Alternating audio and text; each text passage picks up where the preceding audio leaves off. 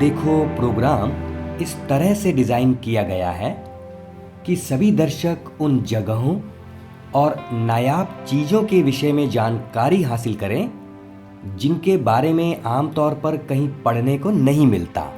इस कड़ी में हम सबसे पहले आपको लेकर चल रहे हैं एक ऐसे शहर जो न सिर्फ अपने नाम के लिए बल्कि अपने काम की वजह से भी विश्व प्रसिद्ध है। भीलवाड़ा को राजस्थान का मैनचेस्टर भी कहा जाता है। भीलवाड़ा से करीब 6 किलोमीटर दूर मंग रोड पर ये शिवालय है जो कि हरणी महादेव के नाम से प्रसिद्ध है। सुरम्य पहाड़ियों से घिरा यह मंदिर पर्यटकों के लिए एक रमणीय स्थल है। हरणी गांव के पास होने से इसका नाम हरणी महादेव हो गया। लोक प्रचलित मान्यता है कि इस मंदिर की स्थापना यहाँ के स्थानीय भक्त और 5 दोस्तों ने मिलकर करवाई थी। यहाँ पर पहले छोटी मूर्ति की स्थापना की गई थी और बाद में सभी भक्तों द्वारा मिलकर यहाँ पर एक बड़ी प्रतिमा की स्थापना करवाई गई।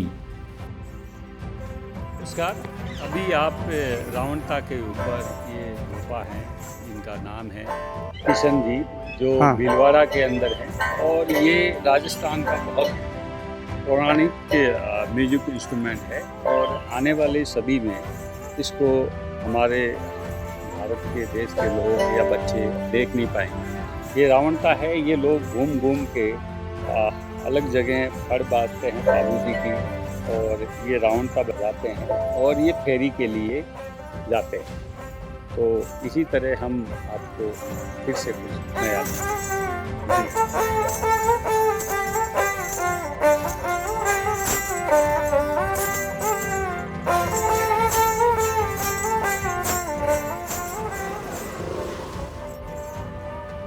लोकल लोग सैलानियों को अपनी कला से आकर्षित करते हैं।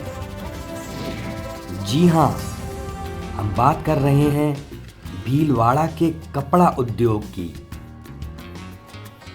यहाँ का अंबाजी कपड़ा बाजार सबसे बड़ा और प्रमुख बाजार है। कपड़ा बनाने से पहले रुई या कॉटन से धागा बनाया जाता है। इस काम से यहाँ के सैकड़ों परिवारों का लालन पालन होता है। सबसे खास बात यह है कि धागा बनाने में पुरानी और नई दोनों तरीकों की मशीनों का इस्तेमाल किया जाता है। धागा बनाने के बाद मांग के अनुसार उसे कपड़ा बनाने वाली फैक्ट्रियों में भेज दिया जाता है। धागा बनाना एक कला है। कपड़ा बनाने वाले धागे की मोटाई, रंग और अन्य माप बनाते हैं जिसके मुताबिक धागा बनाया जाता है। सफ़ेद रंग के अलावा विभिन्न रंगों में धागा बनाया जाता है। तैयार धागा कपड़ा बनाने वाली फैक्ट्रियों में आता है और कपड़े के डिज़ाइन के मुताबिक धागे को मशीनों में चढ़ाया जाता है। कपड़ा बनाते समय कारीगर डिज़ाइन और रंग की शैली को बनाए रखने के लिए बराबर ध्यान रखता है। धागा टूटने न पाए, ये ध्यान रखना बेहद जरूरी होता है। मांग के अनुसार तो कपड़ा तैयार होता ही है। इसके साथ साथ अनेक कारीगर अपनी कल्पनाओं को साकार करने के मकसद से नए नए डिज़ाइन का कपड़ा भी तैयार करते हैं। यही तो मेन कलाकारी है। सारी दुनिया हमारे इन्हीं कारीगरों की कायल है। अपने आप में एक सुखद एहसास है। मन करता है कि सभी कपड़े खरीद लिए जाएं। खरीदार अपनी मनपसंद का कपड़ा देखकर आनंदित हो जाता है।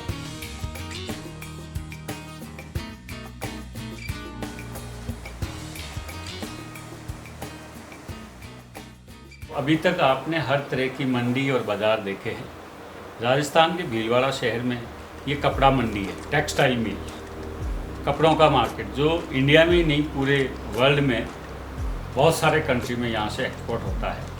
तो हम इनसे जानते हैं कि ये किस तरह से ऑर्डर इनको मिलता है और किस तरह से आगे ये एक्सपोर्ट करते हैं। सर ऑर्डर दो तरह से हमको मिलते हैं। एक तो कस्टमर की डिमांड क्या है, अगर कस्टमर को पता है कि मेरे को ये चाहिए तो उसको हम एनालाइज करते हैं, पूरा एनालिसिस होता है, उसकी कॉस्टिंग निकलती है, फिर उसको कॉस्टिंग हम कोटेशन देते हैं। अगर वो कॉस्टिंग उसको सही लगती है तो ऑर्डर प्लेस होता है।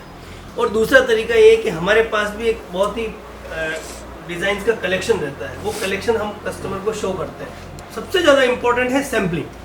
जितना ब्यूटिफिकेशन आप दे सकते हो सैम्पलिंग में, माल उतना ही अच्छे तरीके से कस्टमर बेच पाएगा और जल्दी से वापस ऑर्डर हमको दे पाएगा। ये अलग अलग तरह के सैंपल्स हैं जो कि कस्टमर की डिमांड के हिसाब से बनाया जाता है। और यही चीज़ कस्टमर, क्योंकि वहाँ पे फॉरेन कल्चर में क्या है कि कस्टमर ऐसे थान पूरा खोल के नहीं दिखाता है, सैंपल से वो सेलेक्ट करेगा कि मुझे ये कपड़ा चाहिए, तो आपका सैंपल ब्यूटीफुल होना चाहिए। ये हैंगर्स का एक फीलर फील करने के लिए एक फीलर लगाया जाता है, उसके बाद यहाँ कलर्स लगा दिए जाते हैं। ये एक डिस्प्ले का एक तरीका है। हमारे को यहाँ पे एक थोड़ा सा हम शौक है हमारा कि हम लेटेस्ट चीज़ों को यहाँ पे डिस्प्ले करते हैं ताकि लोग जो भी आए विजिट करने तो कुछ अपने हिसाब से भी उनको पसंद आए कि भाई हमारे को ये स्टिच करा के हमको पहनना है तो उनको भी ये दे सकते हैं। ये इस तरह की सारी ये जैकार्ड डिजाइन, ये सब पार्टी वियर यूज़ है। क्या बनता है इनसे आप कुर्ता बना सकते हैं, इनसे आप वो जो कोठी होती है कोठी बना सकते हैं, कुर्ता बना सकते हैं, इसमें इंडो वेस्टर्न टाइप बना सकते हैं, शादियों वगैरह में पहनने के लिए इससे कलेक्शन बना सकते हैं। और बॉक्स पैकिंग में ये जो कॉम्बो रहता है पैंट शर्ट का जोड़ा, इस तरह से भी आता है। जैसे ये अरविंद का है, अरविंद ब्रांड का, ये इस तरह से पैक होता है। और एक कोई भी गिफ्टिंग के लिए आप किसी को भी आप दे सकते हो, एक अच्छा प्रेजेंटेशन रहता है। खरीदार अपनी मनपसंद का कपड़ा देखकर आनंदित हो जाता है। यूं तो हर शहर का बाजार अपने आप में खास होता है, लेकिन जहां उत्पादन होता है वहां के बाजार की रंगत अलग ही होती है, सजावट अलग होती है। सैलानी को ऐसा लगता है मानो वो नायाब वस्तुओं के समुद्र में आ गई हों। पीतल को मेल्ट करके बाटी बनाते हैं। बाटी बना के ये जो मशीन है, इस मशीन के एक तरह से ये बेलन है, तो बाटी रोटी की तरह हो जाती है। वो सर्कल कहते हैं उसको, पीतल का सर्कल। पीतल का सर्कल तैयार होने के बाद में इसके अंदर कटिंग होती है। इसके बाद में इसको प्रेस करते हैं अपन।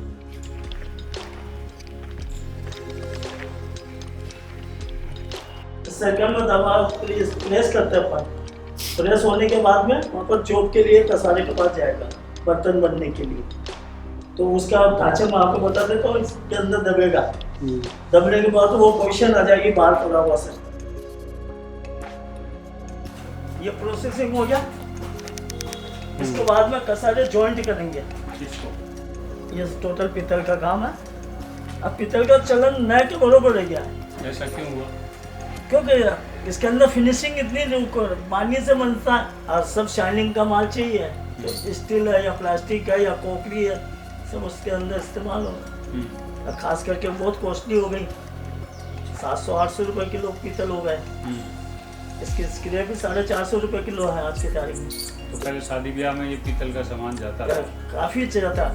अभी भी सिर्फ 5 आइटम शादी ब्याह में बिकते हैं, किसान लोग लेते हैं। वो भी क्या लेते हैं, एक तो परात है, एक पीतल का चरू है, एक पीतल की चरी है। वो भी सिर्फ शादी ब्याह के सुगुन के लिए, कि भाई अपना सुगुन अच्छा हो।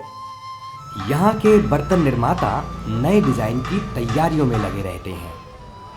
पीतल के बर्तन यहाँ की खासियत है। कारोबारियों के अनुसार थोक और खुदरा बर्तन बाजार में आंशिक बढ़ोतरी हुई है। शहर में बर्तनों की 50 से 60 दुकानें हैं। भीलवाड़ा के व्यवसायियों की माने तो हर माह 4 से 5 करोड़ का कारोबार होता है। धनतेरस के आसपास पीतल के बर्तनों की दुकानों पर भीड़ बढ़ने लगती है। पीतल के बर्तनों के कारीगर कहते हैं कि युवाओं को पीतल के प्रति आकर्षण कम होता जा रहा है। इस वजह से पीतल के बर्तनों की मांग भी कम हो रही है। पीतल बर्तन के कारीगर अपनी कल्पनाओं और कला को निखारने में लगे रहते हैं। मांग कम होने के बाद भी कारीगर अपनी आजीविका के लिए पीतल उद्योग को जिंदा रखने की कोशिश में लगे हुए हैं। कहते हैं कोशिशें कामयाब होती हैं। उम्मीद है कि पीतल उद्योग एक दिन फिर से उभरेगा।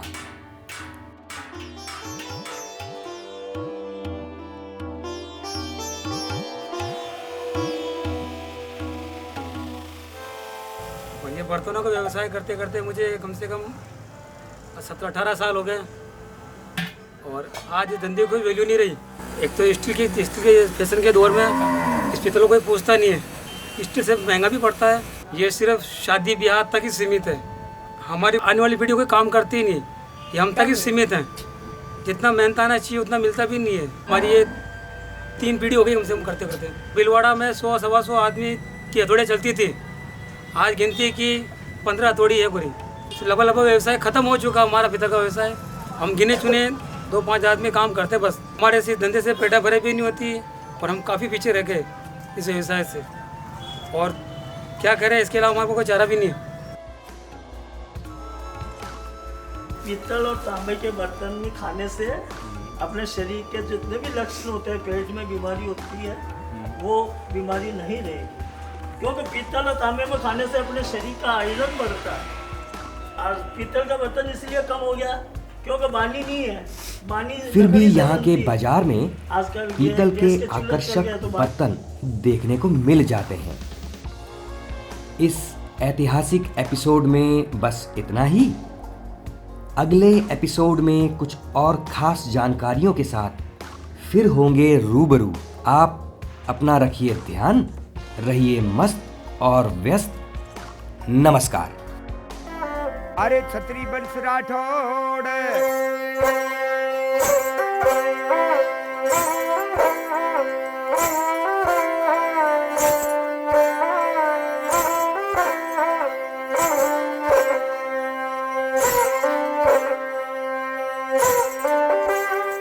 बाबू घेऊ जी परशुराम जी थे ताकत बाजो तीर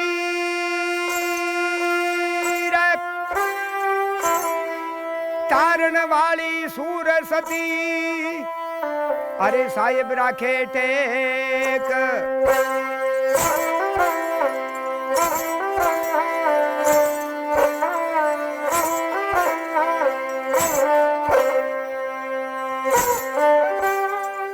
राम घेऊ जी राम दे थने हीरा घेऊ जी ला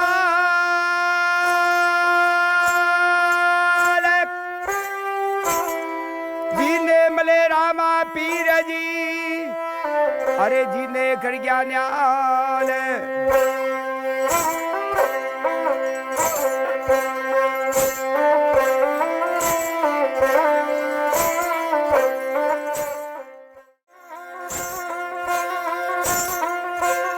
अरे अरे काले भाई की और बड़र मेला में साइकिल पिंचर कर लायो रे। 2 कम 60 का कब्जा पर ढूंढ गिरे दूध की चारी रह